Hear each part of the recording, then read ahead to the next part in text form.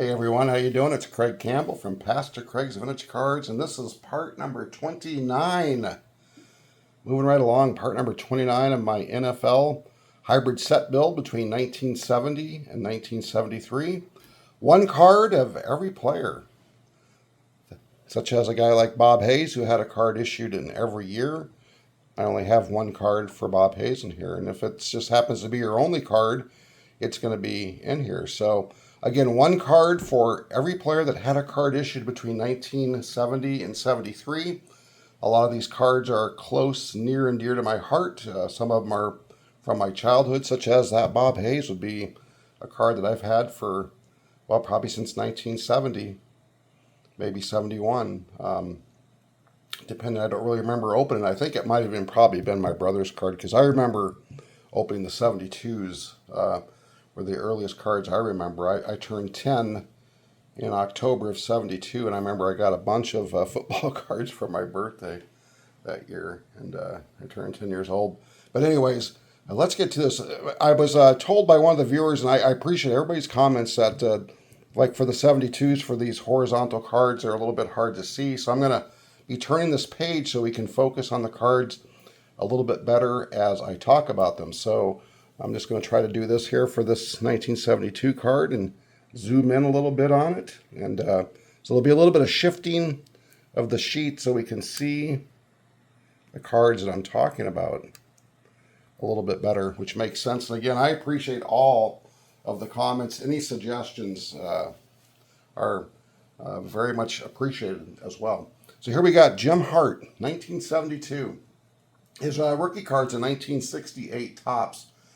And he had cards issued from 68 to 72, and then from 74 all the way to 82.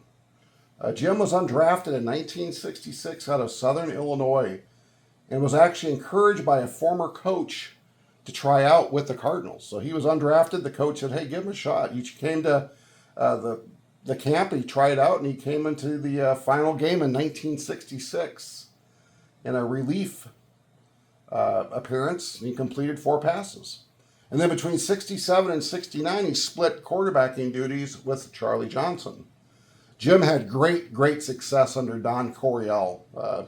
He led the Cardinals to the NFC East titles in 74 and 75. But then the team really struggled after 1976. But Jim kept putting up really good numbers. He was a 4-time Pro Bowl selection. And he posted an 87 and 88 record, 87 wins, 88 losses, and 5 ties as a starter. But he was sacked 243 times in 201 games. He was named NFC Player of the Year in 1974. He played 18 years with the Cardinals and then finished up with 1 year with the Redskins. Jim threw for over 34,000 yards, had 209 touchdowns and 247 interceptions. And I remember, when I was probably in 7th, 8th, 9th grade, Jim Hart was really just a solid quarterback. He was really a good thrower, and just a really good player. A named Player of the Year in 1974. So let me get this turned around, and I'm going to fold this sheet down here so we can see these players a little bit better. And let me zoom in just a little bit. There we go. Tommy Hart, 1973 card. Again, a heck of a player. This is Tommy's rookie card. He had cards issued between 74 and 75, and then 77 to 80. He was drafted in 1968 by the 49ers with the 261st pick out of Morris Brown. In high school, Tommy played football, baseball, and track, and he was named Athlete of the Year. And he was a teammate in baseball in high school with a pitcher by the name of John Blue Moon Odom, who went on to have a great career, mainly with the Oakland A's. So kind of interesting. Tommy played in San Francisco football, and his high school teammate was playing for the Oakland A's across the bay. Tommy showed up in college thinking he had earned a scholarship, but then he found out he hadn't. He scrimmaged a few times with the team, and then he was given a 4-year scholarship. They said, yeah, this guy can play. He played all 4 years at guard and tackle on the O-line, and he played defensive end, defensive tackle, and linebacker on the defense. He lettered in 3 years as a sprinter and as a shot putter. That's a pretty unique thing when you think about it, because usually shot putters are big, strong guys. And obviously to be a shot putter and a sprinter, that tells you one thing. He was a heck of an athlete.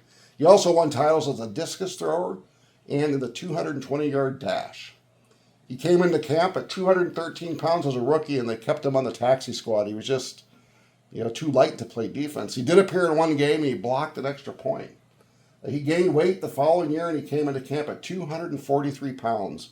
And he was very fast, being a guy that was a sprinter in college. And they said he had huge hands. He was so hard to block, like he could just shed blockers because of the strength in his arms and the big hands. And he became a starter in 1970. He started every game through 1977 as a defensive end. In his very first game in 1970, he sacked Hall of Fame quarterback Sonny Jurgensen 3 times, and he knocked down 1 pass. In 1972, he had 17 sacks in one 14-game season. Man, 17 sacks. And he had 16 sacks in 1976, to include 6 sacks in one game. He finished 3rd in voting for the NFL Defensive Player of the Year. In 1977, Tommy started to have some knee problems. It really slowed him down. He had knee surgery after the season, and he got traded to the Bears in April of '78. He teamed up with future Hall of Famer Alan Page. And then in 1979, Tommy was replaced by a rookie, Dan Hampton, who goes on to become a Hall of Famer. Tommy finished up his career in 1980 with the New Orleans Saints. He suited up in 177 games. He started 140. He had 2 interceptions, 8 fumble recoveries, and 2 touchdowns. He finished with 83 sacks and 2 safeties. He was a 3-time Super Bowl champion coach, defensive line coach from 83 to 91 with the 49ers. And then in 96, he coached with the Dallas Cowboys as a defensive line coach. Tommy passed away November of 2024. Just a really solid player. We got Len House. Len House. His rookie cards in 1967 Philadelphia. They had cards issued in 1970 and cards from 73 to 78. He was the 115th pick out of Georgia by the Redskins in 1964. He played with the Redskins from 64 to 77. 13 years. He was a 5-time Pro Bowler, 2-time second-team All-Pro.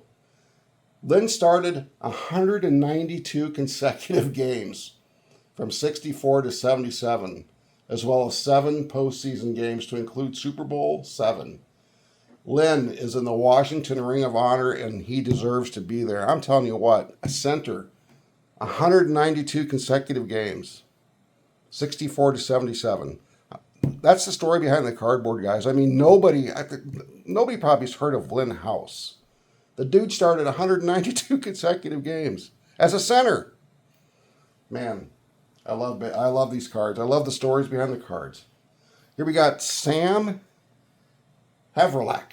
That's a tough name. Sam Havrelak. It's his only card, his rookie card.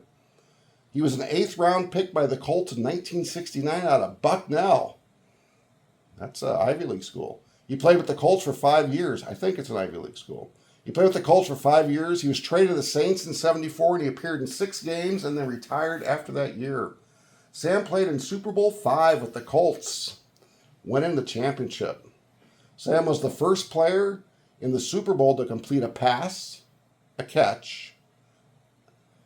Let me restart this over again. Sam was the first player in Super Bowl history to complete a pass. So he threw a pass, he caught a pass, and he took a handoff. Sam played in 69 games, starting 15 of them. He rushed for 289 yards and caught 51 passes, scoring 7 touchdowns. Pretty impressive. Ben Hawkins with the Eagles. Ben's rookie card is this 1970. He also had cards issued in 73 and 74. He was drafted in 1966 with the 38th pick by the Eagles. Ben played with the Eagles from 66 to 73. And then he was with Cleveland in 1974 for 2 games. Ben led the NFL in receiving yards in 1967. That's pretty impressive. Led the NFL in receiving yards in 67. He played in 104 games, starting 93. He appeared, though, in just 6 games in 73 and 74. In 74, he had no catches. So Ben's career kind of dropped off there at the end. I would imagine had something to do with some injuries, more than likely. We got Bob Hayes, Bullet Bob Hayes, NFL Hall of Famer in 2009, a 1963 Olympic gold medalist. Bob's rookie card is the 1966 Philadelphia, and he has cards issued from 66 to 74. Bullet Bob Hayes was a 1964 Olympic sprinter and won a gold medal. And he went on to play wide receiver for the Cowboys for 11 years, winning Super Bowl VI. Bob is the only player to win an Olympic gold medal and a Super Bowl championship. Bob held wide receiver. Bob held the world record. Not wide receiver. Bob held the world record in the 60, the 100, the 220-yard, and the 100-meter dash. He was drafted in the 7th round in 1964 with a future pick. He led the NFL in touchdowns his first 2 years, and he also led the NFL in punt returns in 1967. Bob was traded to the 49ers in 1975, and then in late October he was waived.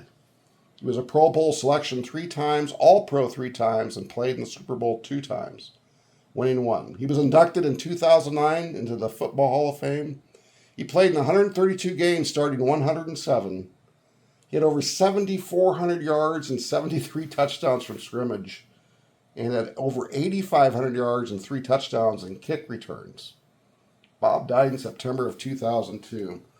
That's some pretty impressive numbers from Bob Hayes. I mean, he was just one heck of a player. We're going to finish up down here with Bill Hayhoe, Packers. This is his rookie card.